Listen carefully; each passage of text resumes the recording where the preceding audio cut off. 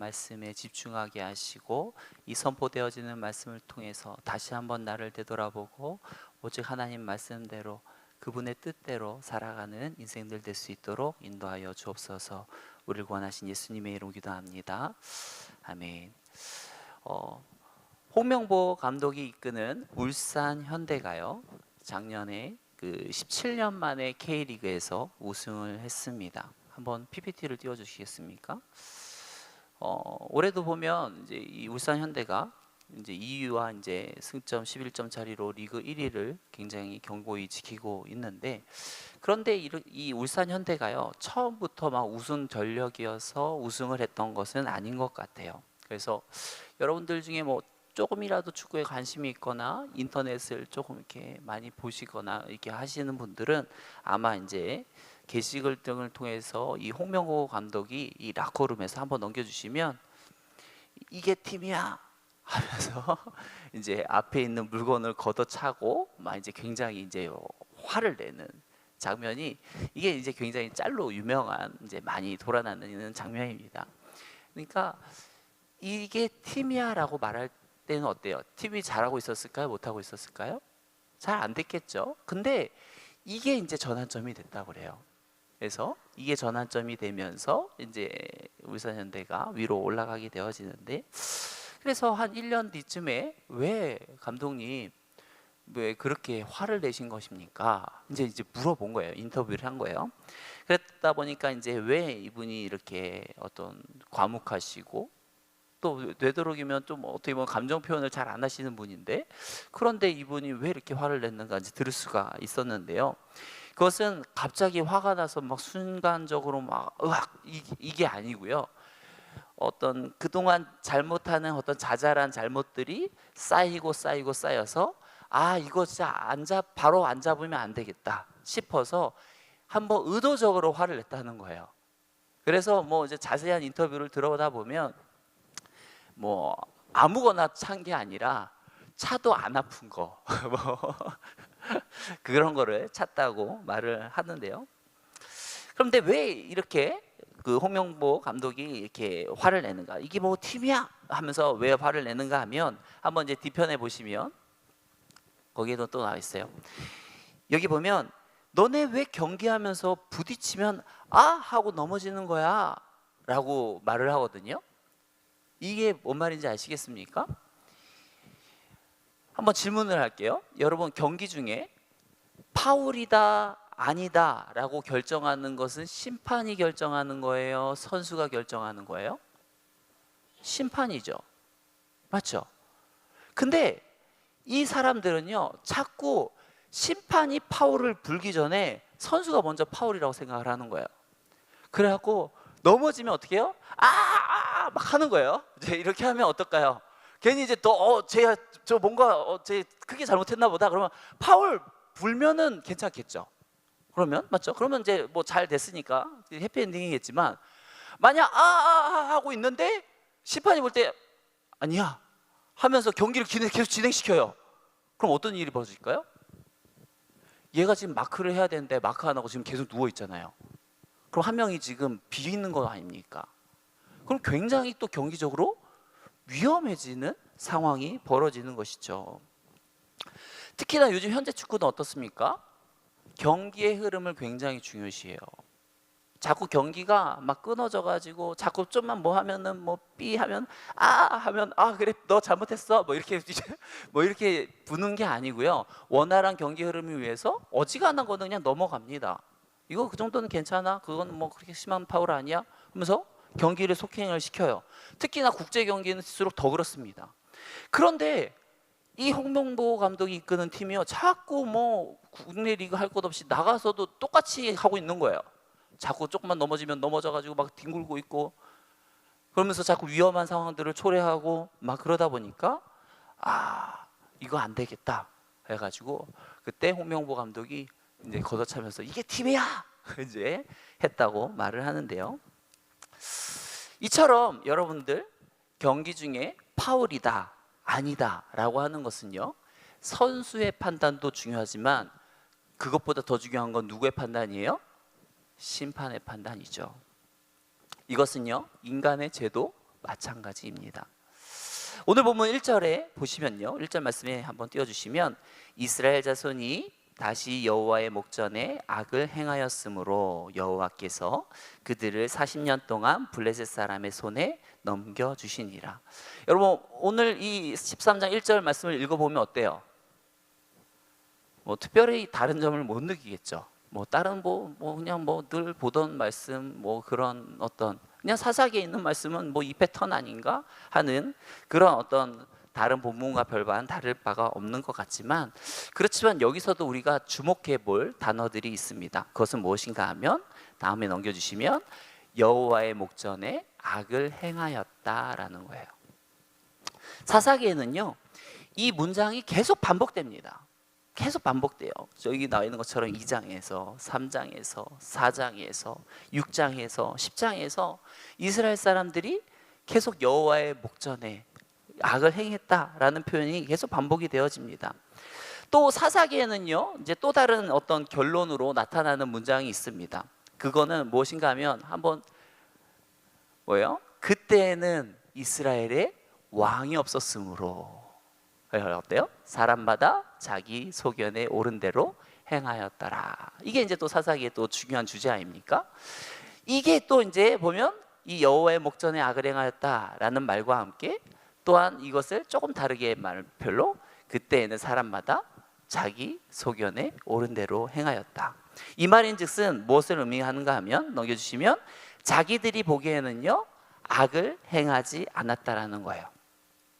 이 말은요, 그러니까 뭐냐면 내가 이걸 하면은 이거 죄인데 근데 이 죄를 짓는 어떤 그 쾌감을 나는 포기할 수가 없어. 그래서 죄를 짓 거야 라고 생각하고 죄를 짓는 게 아니고요, 그냥 이 사람들이 볼 때는 이게 뭐가 죄야? 죄 아닌데? 이게 뭐가 죄야? 라고 생각하면서 죄를 지었다라고 하는 거예요. 그러니까 뭔 말인가 하면 지금 분명히 하나님은 말합니다. 너희는 지금 여호와의 목전에 악을 행했다. 그런데 이스라엘 사람들은 뭐예요? 이게 뭐가 죄야? 이게 뭐가 죄예요? 우리 죄 아닌 지었는데요? 라고 지금 이야기하고 있는 상황인 거예요. 그래서 우리가 이러한 내용을 통해서 우리가 깨달을 수 있는 것은 무엇인가 하면 바로 죄의 정의에 대해서 우리가 한번 생각해 볼 필요가 있어요. 이 말씀은요, 우리가 한번 넘겨주시면 여호와의 눈과 자신의 눈이 대조되어서 나타나게 되어집니다. 마치 아까 전에 우리가 축구 경기에서 어때요? 심판의 눈과 선수의 눈이 대조되어지는 것처럼 심판의 판단이 있지만 선수의 판단도 있죠. 그것들이 서로 대조되어서 생각이 나는 것처럼 마치 이 본문은요, 여호와의 눈과 자신의 눈이 지금 대조되어서 나타나고 있어요. 여러분, 죄에 대해서 우리가 정의를 한번 생각을 해봐야 되는데요, 죄라고 하는 것은요, 어떤 내 기준, 내 양심, 어떤 이것을 어기는 게 죄가 아니에요. 또 공동체가 정하는 규율들이 있죠. 그런데 그 공동체의 규율을 어겼다고 해서 그게 죄는 아니에요. 죄는 뭡니까? 성경이 말하는 죄는 뭐예요? 하나님의 뜻을 어기는 게 죄예요. 그런데 이런 거를 이렇게 만약 이야기하면 이게 하나님의 뜻을 어기는 게 죄이기 때문에 이건 죄야 라고 말하면 이 세상 사람들이 맞아요, 그런 것 같네요 라고 동의할까요? 동의합니까? 무슨 소리예요? 뭔 소리예요? 그 죄냐 아니냐는요, 내가 판단하는 거예요. 내가 느끼고 내가 받아들이기에 이게 옳으면 옳은 거고요, 내가 받아들이고 내가 결정하고 판단하기에 이게 옳지 않다라고 생각하면 그게 옳지 않은 거지 무슨 하나님의 뜻이에요? 라고 할 수 있죠. 요즘 시대에는 지금 이런 시대 가운데 우리가 살아가고 있어요. 근데 그러면 뭐예요? 지금 이 사람들은 지금 계속해서 자기의 눈으로 시각에서 이야기하고 있는 것이죠. 그러면 우리 한번 질문해 볼게요. 그러면 동성애는 죄입니까? 라고 질문을 했을 때 이 사람들이 사람의 보는 관점으로 보면 어떨까요? 동성애는 죄입니까? 아닙니까? 15년 전에는 죄였어요. 20년 전에는 죄였어요. 동성애자라고 하면 와, 이 쓰레기 같은 놈 막 하면서, 그러면서 매장당한 게 누구예요? 연애 홍석천이잖아요. 자기가 이제 커밍아웃을 했더니 어쩐지 말투부터 들어왔어 뭐 하면서 재수없었어 하면서 막 이제 사회에서 매장시키고 방송에 나오지도 못하게 하고 했던 게 우리들 아닙니까? 근데 한 15년? 20년? 세월이 지났더니 사람들이 생각이 바뀌어 있어요. 그러면서 예전에는 죄라고 생각했는데 지금은 죄라고 말하면 안 된대요. 그런 시각으로 보면 뭐래요? 그건 구시대적이라는 거예요. 시대에 뒤떨어졌다고 그러는 거죠. 여러분, 동성애가 죄인가 아닌가 투표를 합니다. 전국민 투표를 해요. 그래갖고 전국민 투표를 했더니 95%가 동성애는 죄가 아니다라고 했어요. 이건 인정해줘야 되는 거야. 그러면 그거는 죄입니까? 죄가 아닙니까? 사람들이 95%가 다 죄가 아니라고 말하는데 우리는 끝까지 거기서도 동성애는 죄라고 말할 겁니까? 아멘이십니까? 왜요? 맞아요. 하나님 말씀이 동성애는 죄라고 그러니까. 여러분, 대다수의 사람들, 우리가 아까 전에 찬양 불렀어요. 내 모습 이대로 사랑하시네, 내 연약함 그대로 사랑하시네. 이 찬양 누가 제일 좋아하는지 아세요? 동성애자들이 제일 좋아해요. 그래갖고 하나님 앞에 나와서 부르는 겁니다. 내 모습 이대로 하면서 얼마나 은혜롭게 부르는지 몰라요. 그러면 하나님께서 그래 맞다, 내가 네 그래도 사랑한다, 너 그대로 살아라, 죄 아니야 그거, 그럽니까?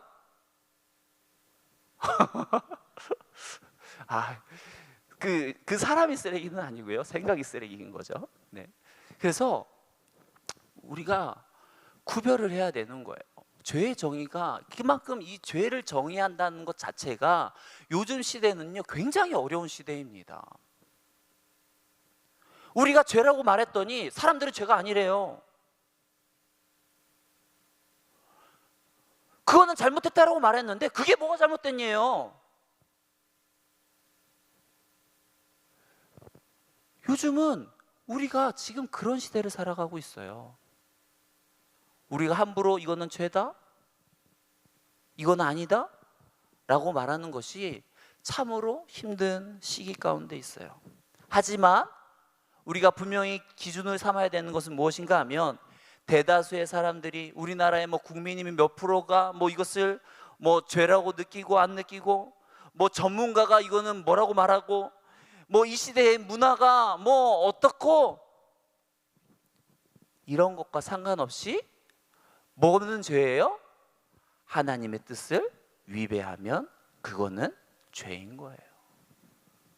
하나님이 보시기에 이거를 죄라고 하면 그거는 딴 사람들이 뭐라고 하건, 전문가가 뭐라고 하건, 어떤 문화가 뭐라고 하건 상관없이 그거는 다 죄가 되어지는 것입니다. 그런데 이스라엘이요, 이처럼 어때요? 또다시, 오늘 보면 1절에 보니까 어떻습니까? 다시 그래요. 다시 여호와의 목전에 악을 행하였으므로. 이 다시라는 말이 좋은 말일 때, 어떤 좋은 행동, 좋은 습관에 쓰이면 얼마나 좋겠어요. 또다시 그렇게 또 이웃을 사랑하는구나, 또다시 그렇게 섬기는구나, 이렇게 하면서 하면 얼마나 좋겠어요. 그런데 성경에 나오는 어떤 이스라엘 사람들, 이런 우리 죄 지은 우리들의 모습은 어때요? 다시 나왔을 때 여지없이 나오는 것들은 뭐예요? 여호와의 목전에 악을 행하는 이런 모습들이 나타나게 되죠. 그러다 보니까 하나님께서 이스라엘 백성들을 심판하셔야 되는데, 하나님께서 누구에게 이 이스라엘 백성들을 넘기십니까? 누구에게 넘기세요? 블레셋에게 넘기는데, 그거를 자그마치 40년이나 넘기게 되어집니다. 여러분 블레셋 사람들은요, 가나안에 정착해 사는 사람들 중에 가장 잔인하고요, 가장 억세고요, 가장 무자비한 사람들입니다. 그들은 해적이에요. 해상무역도 뭐 하기도 하지만요, 그들이 주로 하는 건 뭐예요? 해적이니까 뭐 하겠어요? 약탈하고 빼앗고 도둑질하고 하는 게 이 사람들의 주업이에요. 여러분 블레셋 사람들 중에서 우리에게 가장 유명한 사람이 있습니다. 키가 큰 사람 누가 있죠? 블레셋. 그 골리앗이 있죠. 맞아요. 골리앗이 있어요. 이 골리앗이요 정말 거인에다가 아주 잔인하죠. 또 어떻습니까? 하나님을 그냥 뭐로 보듯이 막 그냥 엄청 모욕하고 나와봐 하면서 막 대놓고 무시하는 그런 어마어마한 집단이죠.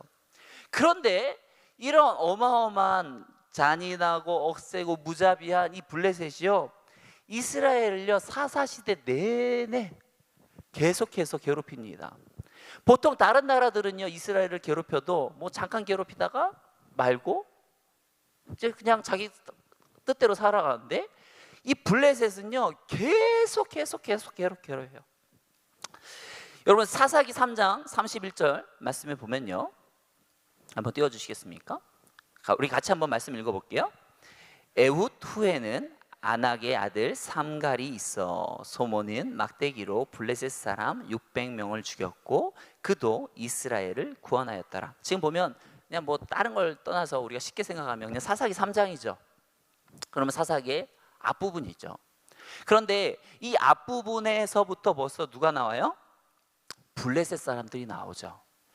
뭐 삼갈이 갑자기 뭐 그냥 뭐 블레셋 사람들이 나는 블레셋 사람이 싫어요 하면서 때리는 겁니까?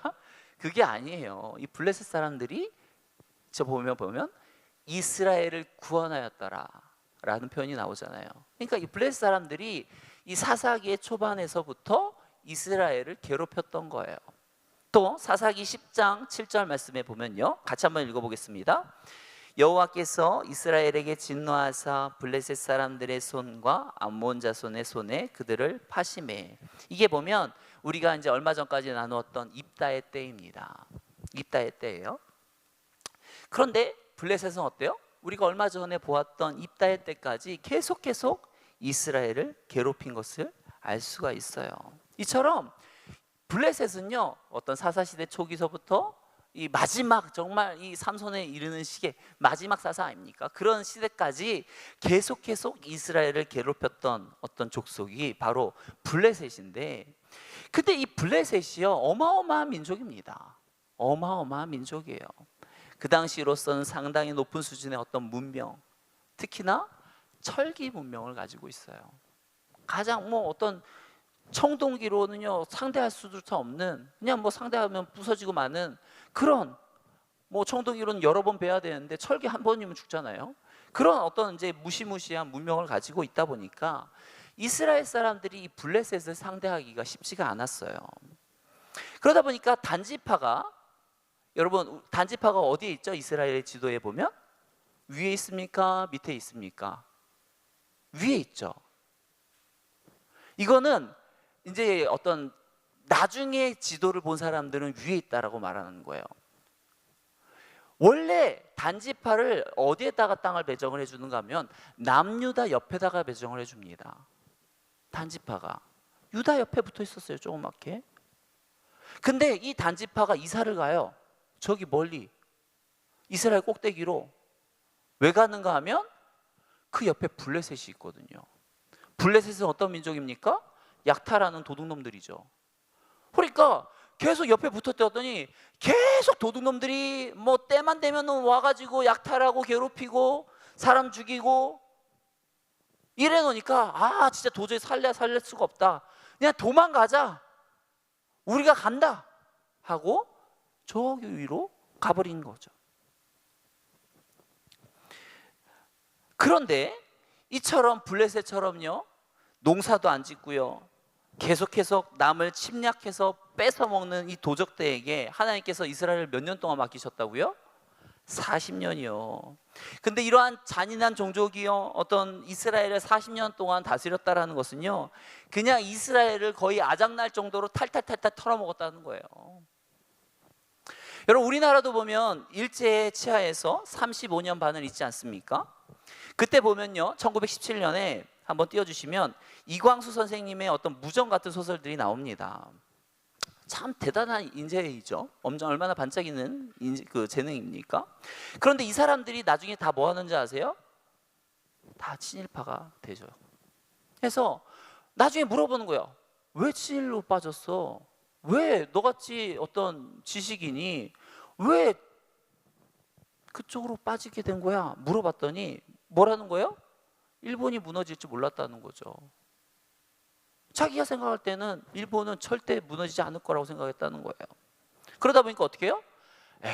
어차피 무너지지도 않는데 그냥 내가 일본 사람을 택하자, 친일이 되자 하는 택했던 거죠. 이스라엘 사람도 마찬가지입니다. 블레셋 사람들의 어떤 지배 아래서 40년 동안 있으면서 완전 탈탈탈탈 털렸죠.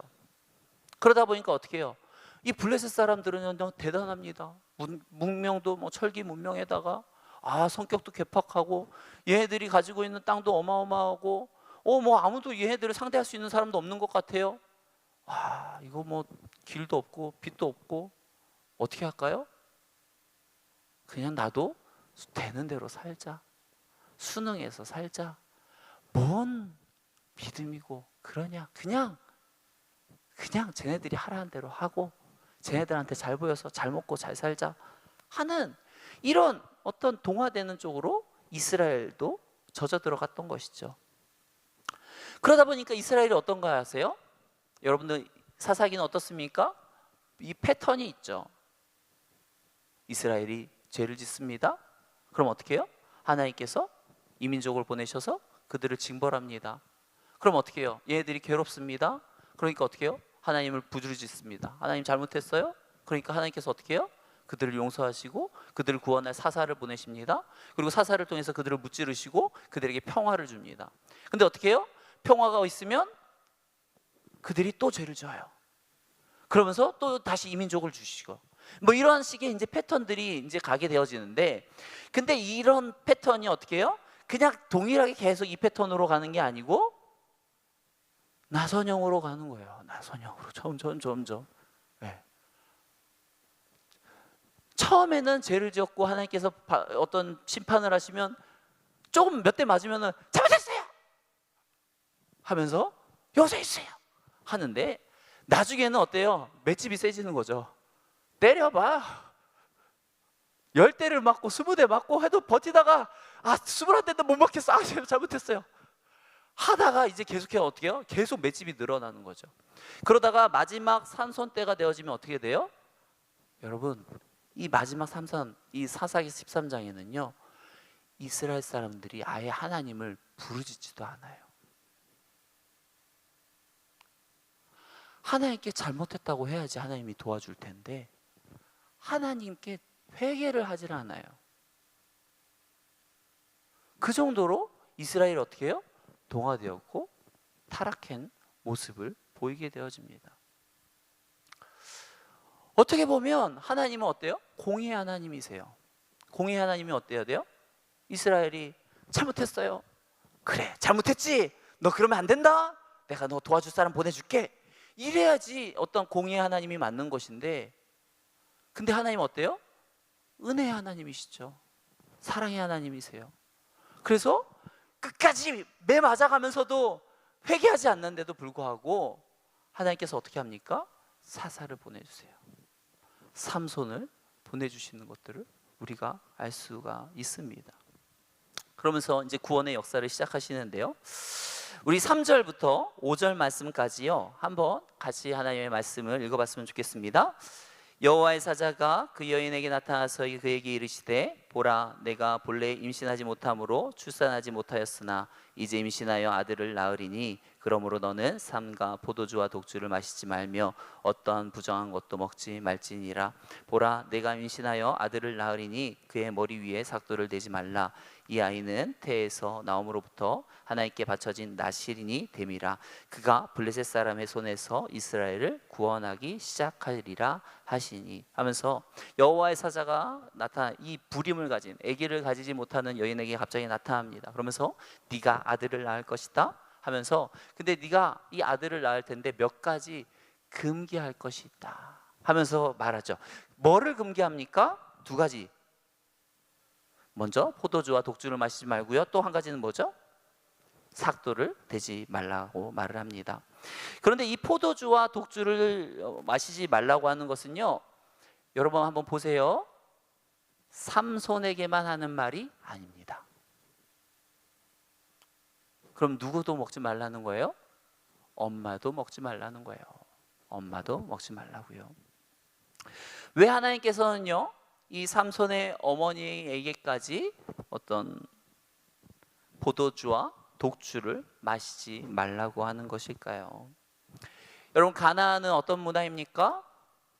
농경 문화이죠. 농경 문화입니다. 그러면 농경 문화의 신이 뭐가 있어요?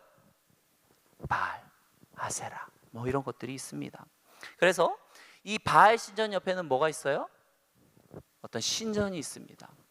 이 신전에는요 누가 있는가 하면 신전을 지키는 창기들, 제사장들이 있습니다. 그래서 이 바알에게 제사한 사람들은 어떻게 해요? 그 제사라고 하는 게 그 신전에 있는 창기들과 음란한 행위를 하는 게 그게 제사예요. 왜 그렇게 하는가 하면 거기서 자기들이 어떤 신전에 있는 창기들과 음란한 행위를 하는 게 그러면 그것을 보고 신들이 흥분한다는 거죠. 그래서 자기들끼리 한다. 그러면서 자기들이 흥분하면 뭐가 나오는가 하면 뭘 주겠어요? 농경 문화니까 자기들이 기다리는 비를 주신다. 비를 주신다 생각하는 거예요. 그래서 우리가 이렇게 해야지 신들이 흥분해서 하고 그러면 비를 주신다 하면서 어때요? 이 신앙이라고 하는 거에 뭘 붙입니까? 쾌락이라고 하는 걸 붙여요. 그러다 보니까 이스라엘 사람들 막 왔더니 뭐야? 이거 믿었더니 뭐 아내 말고 다른 여자하고도 막 할 수 있네? 이거 꼭 먹고 알 먹고 아니야 이거? 이런 식으로 막 되는 거죠. 그러면서 어때요? 서서히 동화되어서 살아가는 거예요. 그래서 어때요? 그렇게 오랫동안 막 지내다 보니까 어때요? 뭐 아기들이 태어났는데 벌써 뭐 아빠가 그러고 있어요. 주변에 이웃들이 다 그러고 있어요. 원래 그렇게 하는 거 보구나. 이건 죄가 아니네. 할 수 있겠죠. 그런데 그런 어떤 음란한 행위의 시작들이 뭐겠어요? 제정신으로 하겠습니까? 다 술 문화부터 시작이 되어지는 것이죠. 그러다 보니까 어때요? 하나님께서 이런 어떤 먼저 삼손의 어머니에게 먼저 이 술을 먹지 말라고 하는 것은 뭐냐면 이 가나안의 문화로부터 너는 구별되라. 너는 가나안의 문화를 따르지 말라. 하나님의 뜻을 따라라 라고 하는 것을 이야기하는 것입니다. 삭도를 대지 말라고 하는 것도 비슷합니다. 여러분 황비홍 머리가 어떻죠? 한번 이미지 한번 띄워주시겠습니까? 네, 앞에는 깎았고 뒤에는 묶었고 뭐 이런 말 아닙니까? 이게 이제 그런 것처럼 이 가나안 사람들도 보면 이런 변발을 했던 것 같아요. 자기의 머리를 깎는 어떤 이러한 것을 통해서 자신들의 어떤 정체성을 드러내는 일들을 한 것 같습니다. 그러다 보니까 자꾸 깎잖아요. 이 가나안의 문화는 깎으니까 너는 깎지 마. 너는 가나안의 사람들처럼 똑같이 살지 마. 너는 거룩해야지. 구별돼야지. 넌 하나님의 뜻대로 살아야지. 그러면 가나안 사람들처럼 살지 마 하는 게 바로 이 삭도를 대지 말라는 것이죠. 여러분 왜 구별되라고 하는가 하면 여러분 사람은요 순응해서 살아가는 사람은요 이 사회를 조직을 변화시킬 수 없습니다. 뭔가 이건 아닌데, 이건 아닌 것 같습니다. 야, 봐봐, 이거는 아니지 않니? 너도 그런 거 같지? 야, 봐봐, 이건 아니지 않니? 그렇지, 너도. 야, 그럼 우리 같이 얘기해 볼까? 그렇게 해서 이렇게 어때요? 뭔가 어떤 조직의 문화에 대해서 순응하는 거 무조건 그냥 뭐 그런가 보다 하고 뭐 어쩔 수 없지 뭐 이렇게 하고 하는 거 아닌 사람이 아니라, 뭔가 이의를 제기하고 자꾸 뭔가 움직이는 사람들이 변화를 시킬 수 있는 것이죠. 마찬가지로요, 이 문화 속에서 어떻게 해요? 똑같이 동화되어서 그냥 순응하며 사는 것이 아니라 이거는 하나님의 뜻에 안 맞는데요? 하면서 어떻게 해요? 이거 하나님의 뜻에 안 맞지. 그렇지 않아요? 너도 성경 봐봐. 이거 성경 보니까 이거 아니잖아. 하면서 반발하고 나아가는 사람들만이 어때요? 세상을 바꿀 수 있기 때문입니다. 결국 우리가 하나님을 믿는다라는 것은 뭐예요? 이 죄라고 하는 것, 하나님의 뜻이라고 하는 것을 어떤 세상의 경계, 세상의 눈으로 바라보는 것이 아니라 하나님의 눈, 여호와의 눈으로 이 세상을 바라보고 판단하고 움직이는 사람들이 바로 진정한 신앙인이요, 하나님의 백성들인 것이죠. 그렇게 우리가 하나님의 눈으로 살아야지만 어때요? 우리는 이 땅에서 하나님의 뜻대로 살아갈 수가 있는 것입니다. 마지막으로요, 우리가 로마서 12장 2절 말씀 같이 읽고 마치기 원합니다. 우리 같이 한번 읽어보겠습니다. 너희는 이 세대를 본받지 말고 오직 마음을 새롭게 함으로 변화를 받아 하나님의 선하시고 기뻐하시고 온전하신 뜻이 무엇인지 분별하도록 하라. 어때요? 너희는 이 세대를 본받지 말라. 이 세대를 따르는 것이 아무리 편안하고 안정감을 주고 그 누구도 나에게 뭐라고 하지도 않는다 할지라도 어때요? 너희는 그래도 이 세대를 본받지 마라. 우리는요, 안정감, 편안함을 위해서 살아가는 사람이 아닙니다. 우리는 삶의 목적은 내 편안함이 아니라 하나님의 뜻이에요. 그분의 뜻대로 사는 것이 우리의 삶의 목적인 줄 믿습니다. 저와 여러분들이 이 세상이 주는 안정이 아니라, 편안함이 아니라 하나님의 뜻대로 살아가는 저와 여러분들의 삶이 되기를 축원합니다. 같이 기도하겠습니다. 사랑과 은혜가 많으신 하나님, 이 악한 시대 가운데 참으로 죄라고 하는 정의가 모호해지는 가운데 살고 있습니다. 우리가 이 시대 가운데에서 죄라고 하는 정의를 정말 이 세상 사람들의 눈으로 판단하고 문화로 판단하고 전문가의 눈으로 이야기하는 것이 아니라 정말 하나님의 눈으로, 하나님의 말씀으로 이야기하게 하시고, 그리고 이 땅에서 온전히 구별되어 거룩하게 살아가는 주의 백성들 될 수 있도록 인도하여 주옵소서. 우리를 구원하신 예수님의 이름으로 기도합니다.